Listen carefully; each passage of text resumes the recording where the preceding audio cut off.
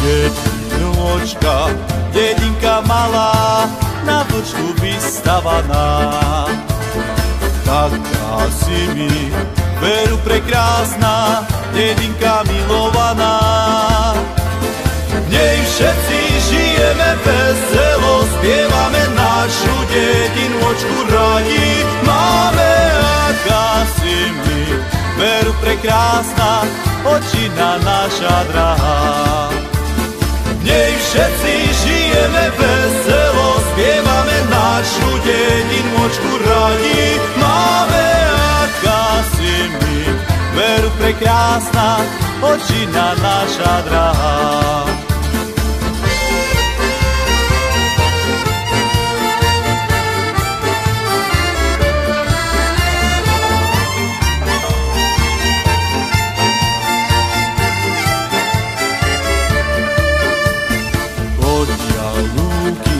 Vršky, doliny, hory a vysočiny obklopujú tú našu drahú dedinku milovanú.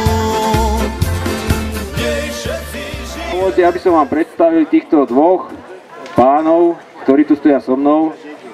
A prvého predstavím autora textu monografie prvej o obci Tesáre, ktorá bola vydaná v roku 2000, a zároveň autora textu o Kokošovej, doktora Ivana Mrvu, historika, vzácneho človeka. Vítaj medzi nami. Ďakujeme pekne. Ako druhého vám predstavím vnuka niekdajšieho majiteľa kaštieľa v Kokošovej, pána Mária Lenárta, bývalého prednostu Mestského úradu v Zlatých Moravciach. Aj ten príchod bol pre mňa taký inšpirujúci, lebo teraz skutočne Tesáre a Kokošova, už zaniknutá, ležia v krásnom prostredí, najmä dnes v máji je to také ozaj pohľadné.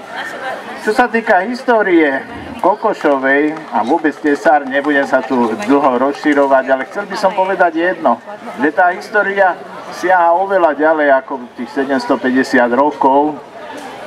Tu sa ľudia usadili v našom najbližšom okolí pred 100 000 rokmi. Prvé pamiatky sú z Čertovej peci, nájdené ešte v minulom storočí, že tam žili tí pravekí ľudia. No a odvtedy po okolí alebo priamo v chotári týchto obcí a na podhorí Považského Inovca tak bývajú ľudia až dodnes. Ale samozrejme rozvíjali to, čo tu už bolo predtým vybudované, až do tých zmien, ktoré prišli po roku 1945, ale to už so sebou prináša každá doba, že sa veľa vecí zmení, zabudne sa na niečo, potom sa zase niečo nové vytvorí, no o tom je život.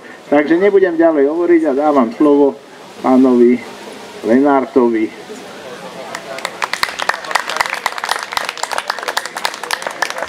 Vážené dámy, vážení páni, milí obyvatelia a občania Kokošovej a Tesár, je mi veľkou cťou byť prítomný tu na tejto oslave. Je to pre mňa veľmi silný zážitok a chcem poďakovať pánovi starostovi, pánovi Bagovi za tú príležitosť, že mohol som byť prítomný tu.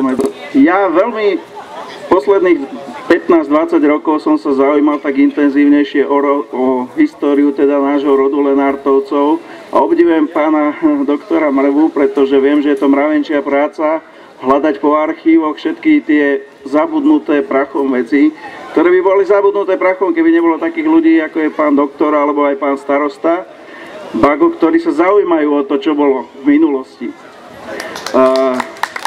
Veľká vďaka vášmu pánovi starostovi. V podstate rodina Lenártovcov pochádza z Maďarska, z Budapešti. Smutné, že sa nedožil revolúcie, nedožil sa toho navrátenia. V 88.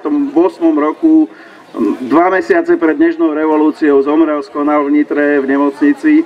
Čiže ani takú morálnu satisfakciu sa nedožil, celý život prežil s tým, čo zažil, ale samozrejme ho to nepoložilo a v Nitre dokázal vybudovať obrovské dielo po sebe, obrovskú knižnicu zanechal po sebe a obrovské kontakty takisto. Ja vám môžem slúbiť len za rodinu Lenartovcov, že dúfam, že aj posledný Alexander v tom žltom tričku a v tom modrom klobúčiku, Alexander Lenart, sem bude chodiť a svoje deti, toto dieťa, že sem privedie na akúkoľvek slávnosť do Tesár, ktorá sa tu bude konať. A ja ho k tomu budem viesť, tak ako mňa viedol môj detko k tomu. Ďakujem za pozornosť.